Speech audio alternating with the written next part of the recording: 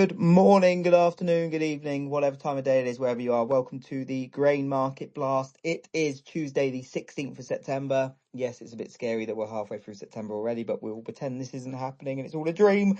But as usual, the wonderful, the glamorous goddess of grain herself, Angie Setzer, will be providing us with a rapid roundup of the latest pricing flows and market moving news in agricultural markets. But before she does, I'll get the legals out of the way. Nothing discussed on the Spaces session constitute trading or investment advice or infers any kind of endorsement by PIQ, myself, Ryan Paisley, or indeed Angie Setzer herself. Angie, how are you, my love? That'd be me. I That'd be am you. super, Thanks for though. asking. Yeah, I am traumatized by how quickly this year's went. And I feel like Oh, we kick don't. that off every day by saying that. So people are like, yeah, we get it. But no, for real. Simply because I know that when January gets here, time is going to slow to molasses. And Yeah. so I'm going to be stuck in January forever. But somehow June, July, August, and September are just like, bye. We don't even want to hang out with you. You're not cool. Yeah, So. right. Yay. Welcome back, by the way. I don't know if I remember how to do this. It's been a couple of days. I'm kind of like, what do I do? What do I do with my hands? So, bullet point number one, biggest thing that we're watching, obviously, is the TikTok trade deal. Yeah. And whether or not, it's more than TikTok, right? President Trump did say today, hold on. He said a lot of things today. So we've got to go back and kind of see one of the things that he said. Basically, he will speak to Xi on Friday. So a lot of people are like, oh, what's the big deal about the TikTok agreement? I don't think the TikTok agreement is, I think, an indication of the ability to negotiate and get something accomplished. The big thing that I think is supportive is that we're finally seeing Trump and Xi speak to one another. So remember, all of this whole entire, past 6 months or whatever has been like, we're not going to get anywhere. We're not going to get any deals put together. We're not going to have any sort of final, whatever until Trump and Xi speak to each other. Xi invited Trump to Beijing for a big summit, yada, yada, yada. And so I'm not going to sit here and pretend that I'm Pollyanna optimism because I do remember the first administration, we were 90% done Oh for my God. 90% of the term. Oh, You and the know, rest. It felt like it was 4 years of 90% done headlines. it really was. Cause, basically once we finally got the deal, it was 2020, January of 2020, 2021 or whatever, it took a while. And so, one of those things though I do want to point out is that the fact that we did establish a trade deal in the first go around, I think there's a certain level of, foundation place, but I also, everyone's like, oh, soybeans this, oh, soybeans that. Honey, this isn't about soybeans this time around. Yes, they're holding out. Yes, we really need them to buy some beans and all of these things, but the commodity purchases will probably be included, but I'm going to guess it's going to be more focused this time around on rare earth materials and chips. And so do we buy, a chunk of soybeans because we need to, if we're China, we need some US beans. We've got to bridge that gap. Brazil, South American beans are only going to get more expensive over the next 4 months. You're going to get to the point where arbitrage is just hitting you in the face with a shovel. And so we probably are going to need to ready that or, right that ship or whatever.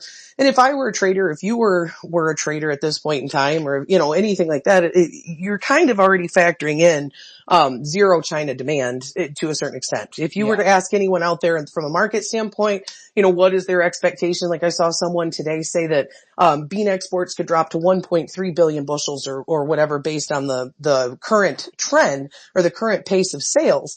And so a lot of folks are already kind of factoring in the absence of China. And so this opens up a whole new China. It's pronounced China.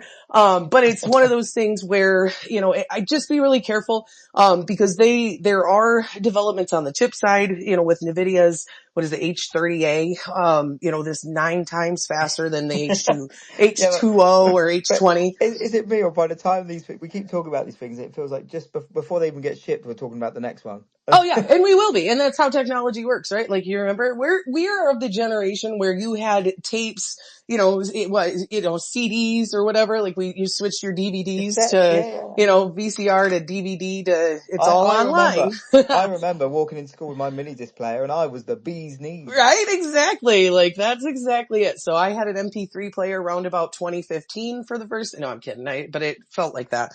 So you've got a lot of other factors that we have to take a look look at. The TikTok thing is, you know, a thing, honestly, because we had this whole ban and now they're going to let the ByteDance investors stay involved. And so there are a lot of moving pieces there. And it's definitely something that we're going to have to really be paying attention to. We obviously are. But the whole entire week's going to be, what does this look like? Unfortunately, we have until Friday for them to mess it up too. So yay, stay tuned. Over on, we haven't had a chance to kind of talk about Friday's USDA numbers, and everyone that's already been baked in, everyone kind of knows. But there is one thing I do want to kind of bring up on that side, which is there are a lot of questions coming into play on the acres and what's going on with the corn acre number. So for those of you that, you know, are kind of on the outside looking in, we have seen a 3.5 million acre increase in corn planted area since the June survey. And that is very unusual. Like you get years where you have an increase in prevented plant, or maybe we have, you know, some back and forth once we get the FSA certified data. So farmers are required once they plant their crops, if they have crop insurance, if they want to be involved. And so this is the important point that I want to point out. If they want to be involved in the government programs, ECAP, SDRP, any sort of acronymed program, you have to have certified acreage with the FSA. And so, is it possible, and this is a question that I've been asking, and this is a conversation, like I know on the behind the scenes, you've got, you know, folks at the USDA, Lance, Seth, others that are trying to figure out, you know, kind of what went wrong and how it went wrong. Most of them are pointing to it was just a bad survey number in June. But that to me kind of smells like maybe it's a part of it, right? And maybe it's a good part of it that the survey, you know, was off 1 million or 2. But I do, you know, want to point out that we have had an incredible shedding of people at the FSA that have experience, have knowledge, have understanding. And I think we have encouraged an increase in folks coming and certifying land, that they might have been planting for corn over the years for silage, high moisture, some of these other things. Now you're supposed to denote at the time of certification that they're going into silage or high moisture or whatever. And that comes out. That's why your harvested area is smaller than your planted area. We have, they call it abandonment, but it's just not going to be harvested for grain. I want to see, and we're going to try to dig in a bit more, just to make sure that we don't have an error at the FSA level. Now, NAS says, you know, basically at this point, you know, it couldn't be much more than a couple percent.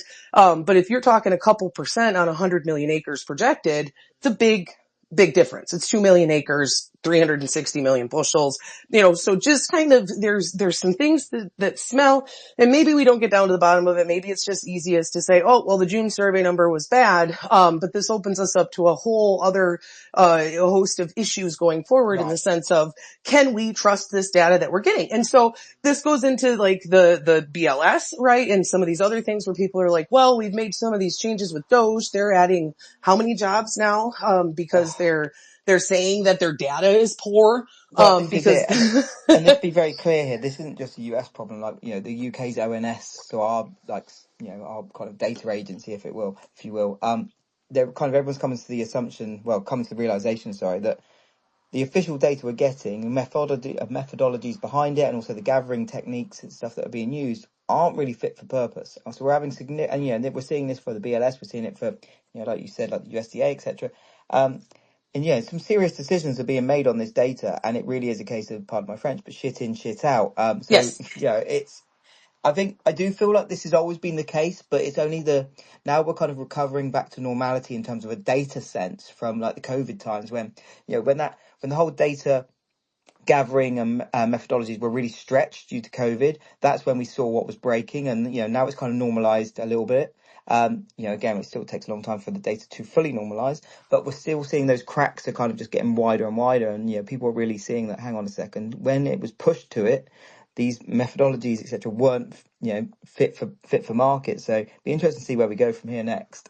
Yes. And I think it's super important, you know, like if you talk to anyone on the inside, you know, at the county level that is in any position of sort of inside, insight, they will tell you that their technology wise, there have been some background changes too. And I specifically asked, you know, is it possible that we could have a double counting of acres in some spots or perhaps a miscounting of acres in some spots. And she said 100%.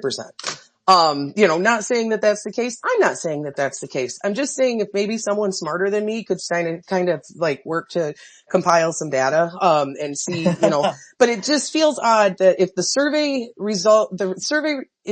numbers were screwy and that's where the corn problem came into play, why didn't everything else have why was everything else relatively close? Like soybeans, basically we're talking 400,000 acres, which is right in line. Corn, 3.5 million, something, so anyway, I'm just gonna, lobotomize myself and then I'll stop asking questions. It's probably easier. So on the other side of things, we're going to be watching demand, obviously. August crush was a record. A lot of folks were kind of like, oh, August crush. The headline read August crush down from July, which would make sense. August is the time that we have a lot of maintenance and different things. It's generally when, like right now, a lot of the ethanol plants locally are doing their maintenance because it's the last month before harvest gets here.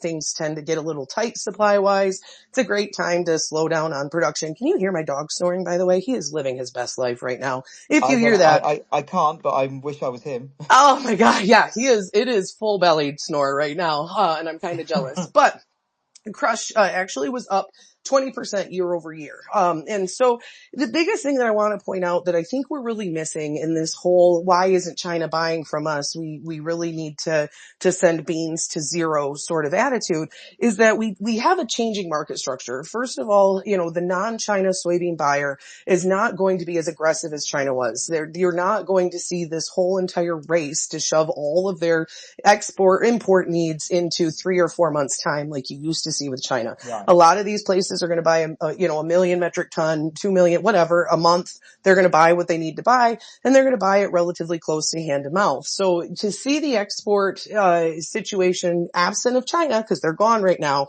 to see it be relatively decent, to see shipping pace relatively decent, but to not see it overly aggressive, I don't think should be too surprising. I think, basically the non-China buyer spreads their demand out throughout the year. China's always been, oh, get that shit to me as quickly as possible, because as soon as Brazil's harvesting, I'm going to want everything that I can get out of them. On top of that, it's super important to recognize that our market structure is changing. It was only a matter of a handful of years ago that we had 700 million, bushels less of crush demand, or 600 million anyway. The USDA bumped up crush demand, to just under 2.6 billion bushels this go around. It was only a matter of time where we were 2 billion-ish, and so you're going to have a different structure in bean demand where we need to have beans throughout the year, and that's part of the reason why you're seeing the carry structure as it is. You got 50 some cents, of carry from the November to the July and all of these other things. And so I just really, especially for those in the Eastern Corn Belt, don't let the story of what is going on in the West make you feel, in Indiana, Ohio, and some of these other places, like things are very, very different, because they're really not. The biggest shift is going to be in the Dakotas, in places where we had a shit ton of beans railed out in the fall that aren't going to be, and now they have to be able to be put somewhere. And so we'll be paying attention to that, watching crush. Beyond that, harvest yield reports are going to be big. We're starting to get more and more in out of Illinois. Very variable. I have not seen anything that I would say I'm doing a cartwheel over, or at least any farmers that I'm seeing are doing a cartwheel over. Though someone said they had a 288 yield number out of Illinois come through their inbox. I hadn't seen anything that good yet. Most of what I'm seeing is APH, or at the very least below a year ago. Iowa should get rolling some more. Well, just kind of paying attention to harvest reports. But the biggest thing I'm going to be watching now as the market moves forward is just what happens with the Dees July, Nov July, spreads. And I feel like that's going to tell us more about what the commercial is receiving versus expectations than anything. And it might take us 3 or 4 weeks before we get a real clear picture, but harvest should be pretty well wide open here in the Eastern Belt. I got guys that are going to be rolling this week even on beans and corn. And so the biggest thing I'm going to be paying attention to, especially in corn, is going to be that December-July spread, how it acts, what we see happen there, and whether or not you see folks take out that incentive to keep the crop out of the pipeline. So beyond that, yeehaw, happy Tuesday. Markets are up a little bit. We'll see what the rest of the day has to bring. And the Tyson thing on the corn syrup, non-issue. Like basically one or two of their products. Yeah, I was going to say, so they've made a big deal about it, like making sure they're very clear. they're doing the right thing and all stuff. But then when you look into it, like out of the thousands of products they put out, like 1 or 2 of them has corn syrup in it anyway. Yeah, they really don't have a ton. It's a great marketing thing to say, oh yeah, we're switching to more healthy produce and stuff, but it's like two products. Yeah, it's like putting a non-GMO sticker on green beans. You know what I mean? Like there's no GMO green beans, but it might make someone feel good and they might buy it just because, and so Exactly. it's something like we've went through this already. Like I feel like we did this, I think it was 11, maybe it was earlier than that, where we went through oh my gosh, high fructose corn syrup's the devil. And then we forget about it and everyone loves their Coca-Cola and all that. And so Yeah. I guess we'll see, but, we'll also watch Russia and Ukraine. Oh, sorry. I'm going way over, but Russia and Ukraine, it's not great over there. Trump said today that Zelensky exactly. needs to make a deal. Whatever the hell that means. Not to be aggressive when I say that, but what kind of deal are we going to make? That we're just going to give Russia the entire territory now? That's the deal? Basically that's what Putin has been like. Putin has been given the opportunity to change his demands for the last 9 months, basically 8 months, whatever. He has not. As a matter of fact, he has dug in more. Like, Zelensky's gonna have to, anyway, sorry. I'll shut up now. So, happy Tuesday! Happy Tuesday! We'll see what happens next. And yeah, if you need anything, let me know. Awesome. Well, Angie, thank you so much as always. Listeners, I know I always say it, but thank you so much as always. We are getting one step closer to making these properly available on podcasts, etc. I see my good friend Tom Wiseman will be very happy to hear that. He's kind of been instrumental in pushing me and prodding me to get this sorted. But yeah, so hopefully things are going to get bigger and better for the grain market blast. But enough of that. Whatever you're doing today, stay safe, keep it tight, and we'll see you all tomorrow. Much love. Have a good one.